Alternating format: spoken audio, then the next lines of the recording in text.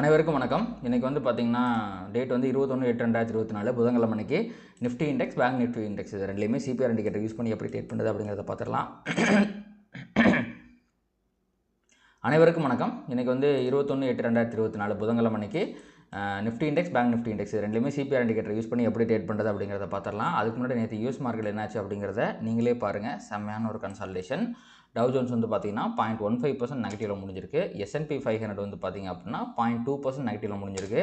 Nasdaq வந்து பார்த்தீங்கன்னா 0.24% நெகட்டிவில் முடிஞ்சிருக்கு. உங்களுக்கு வந்து பார்க்கும்போது இது நெகட்டிவில் இருந்தாலுமே உங்களுக்கு ப்ராப்பர் கன்சால்டேஷன் அப்படிங்கிறது தெரியுது. மார்க்கெட் வந்து பார்த்திங்கன்னா உங்களுக்கு பாருங்கள் நல்ல ஒரு ரேலி இருக்குது. இந்த ரேலிக்கு அப்புறம் மார்க்கெட் கன்சால்டேட் ஆகுது, நல்லது தான். உங்களுக்கு கன்சால்டேட் ஆகலாமா, ஒரு சின்ன ஒரு ப்ராஃபிட் புக்கிங் கூட வந்து கீழே வரலாம். அதுக்கப்புறம் திருப்பி நெக்ஸ்ட்டு லெக் ஆஃப் ரேலி வந்து மேலே வரதான் போகுது. யூஎஸோட 10 இயர் பாண்டியில் பொறுத்த வரைக்கும் வந்து பார்த்திங்கன்னா நேற்று வந்து என்ன ஆயிருக்கு அப்படின்னா நேற்று அது வந்து அகைன் வந்து கீழே தான் போயிருக்குது. ஆனால் விக்ஸ் மட்டும் வந்து பார்த்திங்கன்னா லைட்டாக மேலே ஏறி இருக்கான். 15.88 தான் இருக்குது. உங்களுக்கு பார்க்கும்போது 8% ஏறி இருக்குது அப்படிங்கிறனாலுமே அது இப்போ 15.8 தான் இருக்குது. ஸோ அது பெரிய பிரச்சனைலாம் கிடையாது.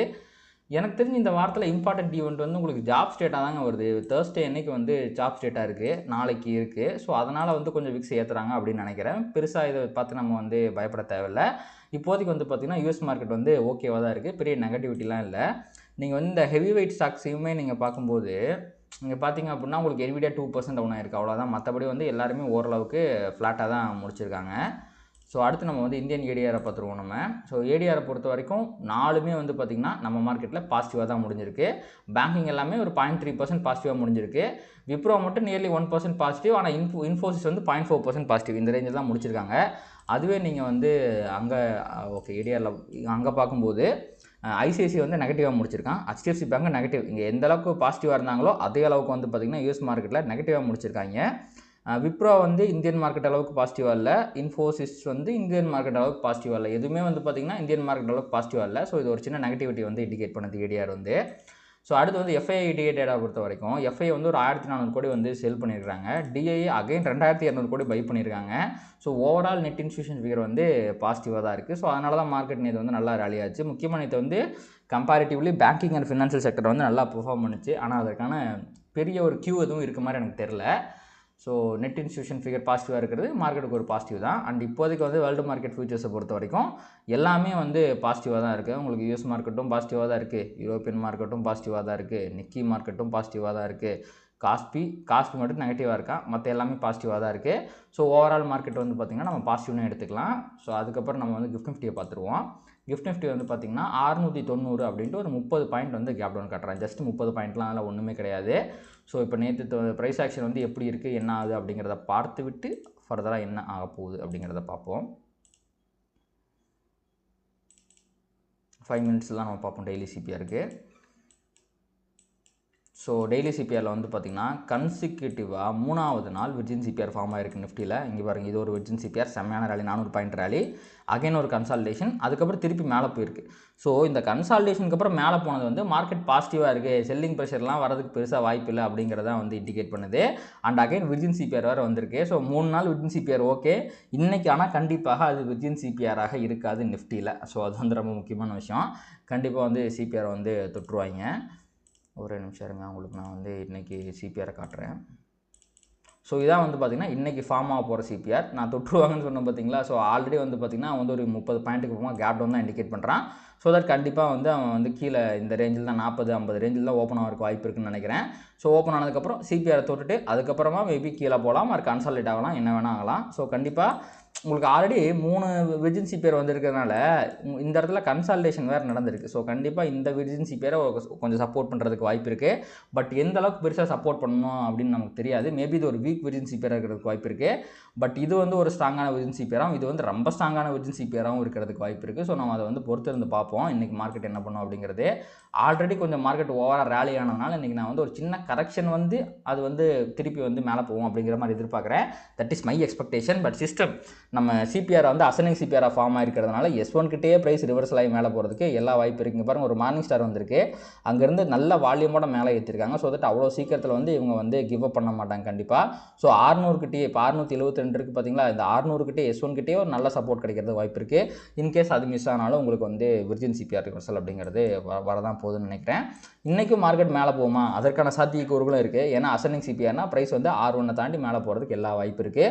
ஸோ இன்றைக்கி என்ன பொறுத்த வரைக்கும் மார்க்கெட் வந்து பெருசாக மேலே போகாது. ஒரு ஃபால் வந்து கண்டிப்பாக அக்ரெசிவ் பையர்ஸ் உள்ள வந்து திருப்பி அதை ஏற்றுவாங்க. So S1 reversal are within CPR reversal அப்படிங்கிறது மிகப்பெரிய ஹை ப்ராபபிள் ட்ரேடிங் ஆப்பர்ச்சுனிட்டியாக இருக்கும்.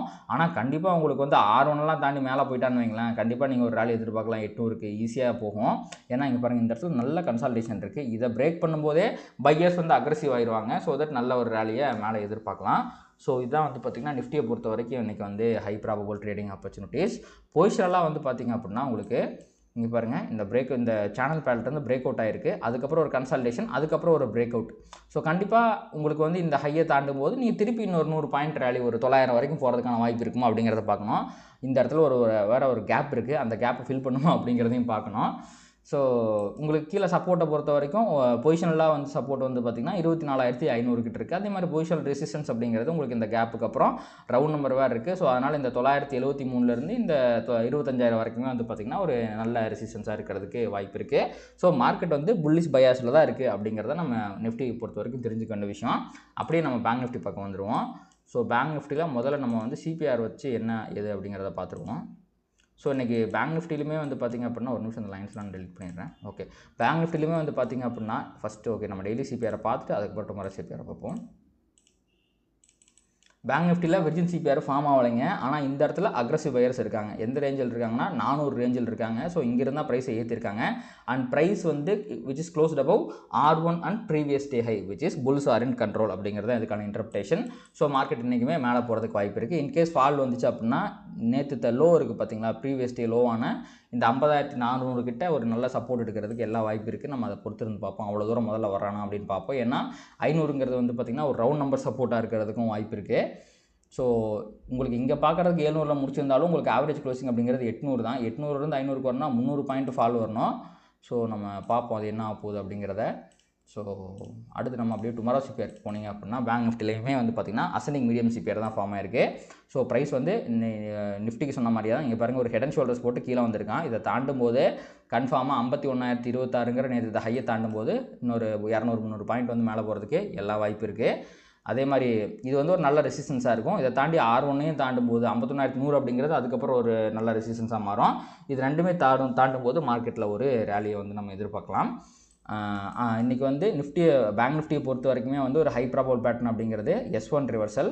ஓகேங்களா, ஆனால் இந்த இடம் உங்களுக்கு இதை தாண்டிட்டானா கண்டிப்பாக ஒரு 200 பாயிண்ட் ரேலி மினிமம் வரதுக்கு வாய்ப்பு இருக்குது. ஸோ 51,200 வந்து நம்ம எதிர்பார்க்கலாம். R2 அப்படிங்கிறது வந்து மேபி அரௌண்ட் 51,300 கிட்ட இருக்கலாம், அங்கே போகிறதுக்கும் வாய்ப்பு இருக்குது. ஸோ R1 ட்ரெண்டிங்குமே வந்து பார்த்திங்கன்னா இன்றைக்கி ஹை ப்ராபபிள் ட்ரேடு தான். பட் அதுக்கு வந்து அவன் மேலெலாம் உடைக்கணும். எனக்கு என்னமோ அது ரொம்ப கஷ்டம் அப்படிங்கிற மாதிரி தோணுது. இன்றைக்கி கண்டிப்பாக 51க்கு கீழே தான் க்ளோஸ் வைப்பான்னு தோணுது. நான் நிஃப்டியில் எதிர்பார்த்த மாதிரியே தான் இங்கேயுமே உங்களுக்கு கேப் டவுன் வர காமிக்கிறான். சின்ன ஒரு ஃபால் வந்து S1 கிட்ட இந்த 450 ரேஞ்சில் வந்து 500 கிட்ட ரிவர்சல் ஆகி மேலே போகும் அப்படிங்கிறது என்னோட எண்ணமாக இருக்குது. நம்ம அதையும் பார்ப்போம். அது வந்து ஆக்சுவலி ஹை ப்ராபபிள் ட்ரேட் தான். S1 ரிவர்சல், R1 ட்ரெண்டிங், இது ரெண்டு தான் வந்து பார்த்திங்கன்னா உங்களுக்கு பேங்க் நிஃப்டியை பொறுத்த வரைக்கும் ஹை ப்ராபபிள் ட்ரேட். இந்த இடத்துல வந்து பார்த்திங்கன்னா கொஞ்சம் அக்ரெசிவ் பையர்ஸ் இருந்தாங்க. உங்களுக்கு இங்கே வந்து தான் மேலே ஏற்றுனாங்க. ஐ திங்க் இது R1 லெவல் நினைக்கிறேன். நேற்று முடியும் போதே வந்து பார்த்திங்கன்னா அந்த லெவலில் தான் வந்து முடிஞ்சிருந்தாங்க. பட் இந்த இடத்துல லைட்டாக கிவ் அப் பண்ணிட்டாங்க. இவங்க கிவ் அப் பண்ணதுனால மேபி ப்ரைஸ் சிபிஆர்லேருந்து ரிவர்சல் எடுத்து கீழே போயிருமோ அப்படிங்கிற ஒரு எண்ணமே இருக்குது. பட் ஸ்டில் நீங்கள் வந்து 50-200 கிட்ட இந்த லெவல் இருக்குது பார்த்தீங்களா, இந்த இடம் தான் வந்து S2 லெவலாக வரப்போகுது இன்றைக்கி. அந்த இடம் வந்து மந்த்லியோட S1ம் கூட. ஸோ இந்த 200 அப்படிங்கிறது ஒரு முரட்டுத்தனமான சப்போர்ட்டாக இருக்கும், அதில் எந்த மாற்றமும் கிடையாது. இன்கேஸ் ப்ரைஸ் வந்து இங்கே வந்துச்சு அப்படின்னா இந்த இடத்துலேருந்து ரிவர்சல் ஆகிறதுக்கு வாய்ப்பு இருக்குது. ஸோ மேபி அவ்வளோ தூரம் போகாது அப்படின்னு நான் நம்புகிறேன். கண்டிப்பாக வந்து S1 கிட்ட ரிவர்சல் ஆயிரும் அப்படின்னு நம்புகிறேன். இதுவே ஹை ப்ராபபிள் ட்ரேடிங் ஆப்பர்ச்சுனிட்டியாக பார்த்துங்க. நிஃப்டிக்கு சொன்ன அதே செட்டப் தான். R1 trending R S1 reversal, இது ரெண்டு தான் வந்து ஹை ப்ராபபிள் ட்ரேடிங் ஆப்பர்ச்சுனிட்டியாக இருக்க போகுது. பட் சிபிஆர் கிட்ட ரிவர்சல் ஆகிறதுக்கு பேங்க் நிஃப்டிக்கு வாய்ப்பு இருக்குது. ஏன்னா compare to Nifty bank Nifty கொஞ்சம் வீக்காக இருக்கான், அதனால் சொல்கிறேன். ஸோ அடுத்து வந்து நம்ம இந்த எல்லாத்தையும் எடுத்துகிட்டு பியூர் ப்ரைஸ் ஆக்ஷன் பெர்ஸ்பெக்டிவில் பார்த்துருவோம்.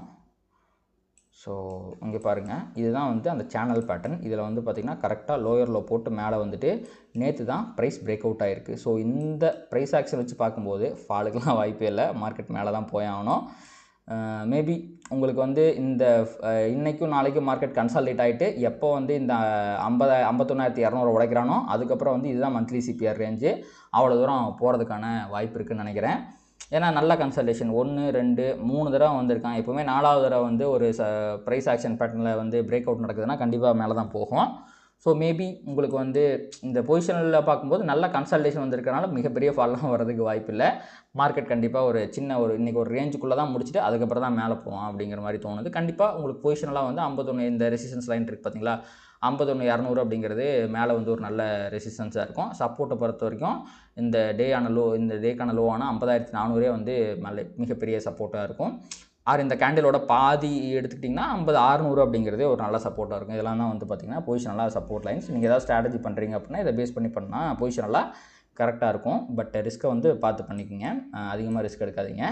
ஸோ இதோட நம்ம வந்து இந்த அனாலிசிஸை முடிச்சுக்கலாம். கண்டிப்பாக இந்த வீடியோ வந்து உங்களுக்கு யூஸ்ஃபுல்லாக இருந்திருக்கும் அப்படின்னு நான் நம்புறேன். இந்த வீடியோ உங்களுக்கு பிடிச்சிருச்சுன்னா அதை லைக் பண்ணுங்கள், கமெண்ட் பண்ணுங்கள், ட்ரேட் பண்ணுற மற்ற நண்பர்களுக்கு ஷேர் பண்ணுங்கள். அது யூடியூப் அல்காரிதம் ட்ரிகர் பண்ணி நம்ம நிறையா பார்வையாளர் நம்ம சேனலுக்கு கொண்டு வந்து சேர்க்கும். நன்றி.